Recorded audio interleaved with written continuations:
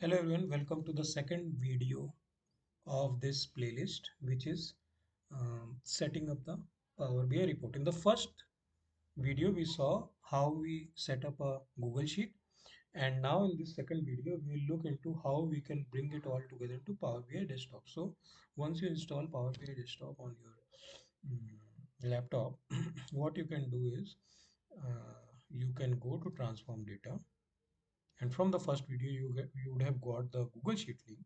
So if you see in this, I have set up 1 2 3 4 5 6, all the sheets that we had have been set up as tables. And this is a measure table, so you just don't need to know much of Power BI. You just need to go to the advanced editor, copy the link of the Google Sheet, which will be only one link.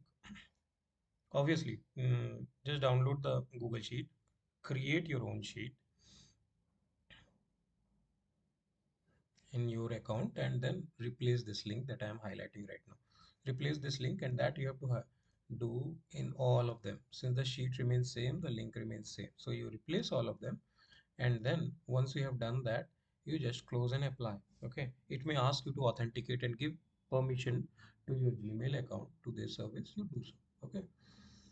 Now, how it brings all together, let's have a walkthrough of the personal finance dashboard. So here, if you see that first I have a FI score, which is telling me which is a metric that I have developed, which basically tells you financial independence score.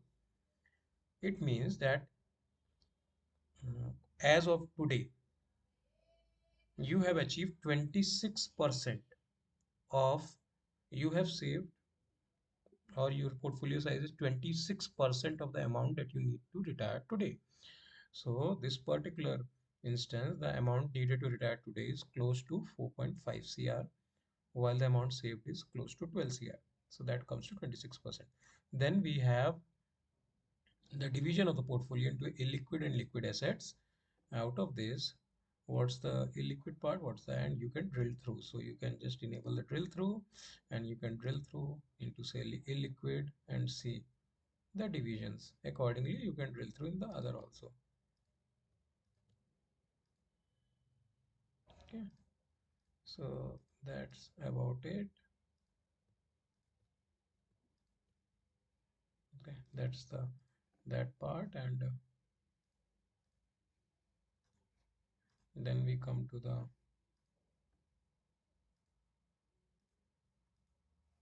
other part of the dashboard, which is telling me, okay, what's my fixed and what's my non-fixed. Okay, so it is telling me what I have invested across the fixed components. It also gives me all the non-fixed also. Okay, so uh, then we have the monthly income saving rate. So it is telling you the net worth.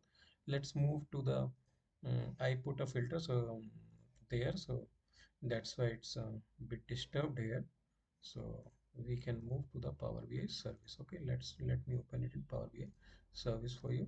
So now it is published to Power BI service, and you can see certain things here in this first. So the first was the FI score. Second is telling you the goals completed. So as we saw the strategy that when we have the equity investment, I've seen we have given a priority of each of the goals, then it is allocating to the goals that have a higher priority. So two goals are achieved, right? While the next goal, that is retirement, 21% is achieved. So it is telling that two goals are complete.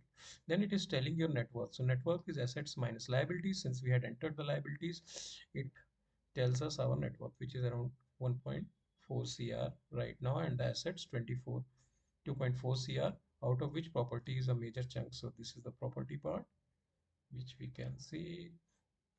We can even see how our portfolio is in the rebalancing side. So around 50-50 portfolio. Ideally, we should keep it 60-40 to equity. More equity exposure is better.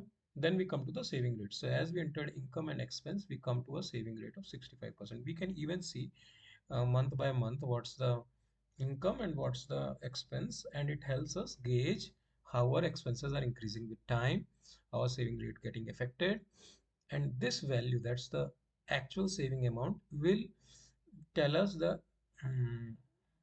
help us identify when we predict when we can retire. So assuming that whatever we are saving is being dumped towards meeting our goals, then for this particular instance, December 2037 is the date when the person can retire.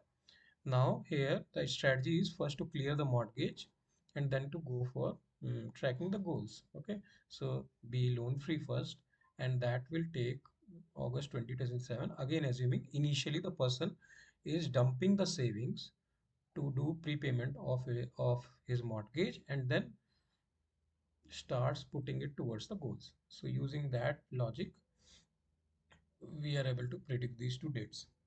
Now, you may try like different strategies, but ideally this will be the final date approximately given the saving rate and the saving amount. Okay, here we have assumed. Then the next number that we are showing is annual expense multiple, means what's the runway you have.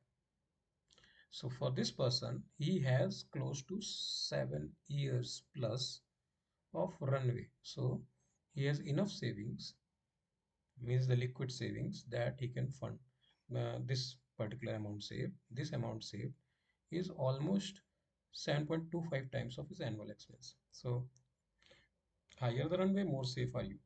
Then we are also predicting that what's the corpus needed to support the lifestyle today. Okay, so the right now if we change it to do it, so it comes to ideally 2.3 CR for this person given his expenses. Okay, so as the expense increase, this amount will increase. And so if you can see, he should ideally revise his goal for retirement. He can, or he can be safer. Here we have assumed the safe withdrawal rate of 4. Let's keep it at 3. Then the amount comes to what he has said. Now, safe withdrawal rate is a metric which tells us that, okay, this is the amount I can withdraw and my portfolio will still be able to support me during retirement. So ideally 4, if you are more conservative, 3. We have given inflation rate also and the year. So then the next part of this is that, okay, and let me see how much I should ideally save to meet all my goals. So you can plan how much to invest. Here we have a table of all the goals that we entered. Okay, so I need to select all the goals first. Okay, so we have selected all the goals and we see, okay, these are my life goals: kid education, marriage, retirement, world tour. And for each of the goal there is a maturity date and the maturity amount needed, which has been calculated. So we can prepare a bar chart here where first we are telling that, okay, this blue bar is telling on this particular date how much is the amount that I'll need and the amount that I'll accumulate given my monthly investments. Okay, so say ideally I am investing say 50K. Okay, then I'll be able to meet on 2032 December. I'll need 17 million. I'll have 40 million. I will fund the 17 million. I'll be left with how much? 23 million. And then, given my saving, in the next 3 years, I'll be close to 28 million. So 2.8 CR. I'll still be able to fund. Then I'll be left with 20. Next time, I'll be needing 7 million in next 5 years. I'll still be able to do that. Okay. So far, so good. But in December 2040 is where I'll not have money because I'll need 80 million to retire and I don't have it. And that's why I can't retire. So, and this is assuming a real rate of return of 4% on your portfolio. If you make it 3, the situation becomes more dire. So what to do? We need to see how much we are saving every month. Okay, so we go back and we see, okay, around 140 is what we are saving. And let's make our investments to say 140. 140. Can we meet now? No, we are still falling short. And say real rate of return before is still falling short. So then we have two options. Either we sacrifice for some of the goals, so or we increase our income. So let's start with say world tour was the least priority, right? I remove that. And now I am safe. Okay, assuming 4%, but at 3% I'm still unsafe. So the next way would be a maybe I had to save 160, right? So now 160. So either you reduce your expenses here or you just increase your salary. So you have a fair idea what to do. Okay. So that's about it of the Power BI dashboard.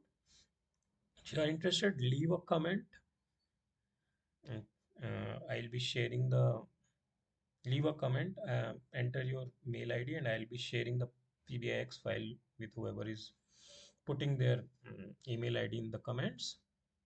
And for this Power BI report, I will just the demo report, I will just share it. So I will make it publish to web. Okay, publish, and this is the link that is copied, and this link I'll embed in the video. Okay, thanks for all your time, and hoping that this tool helps you to plan your finances better. Take care.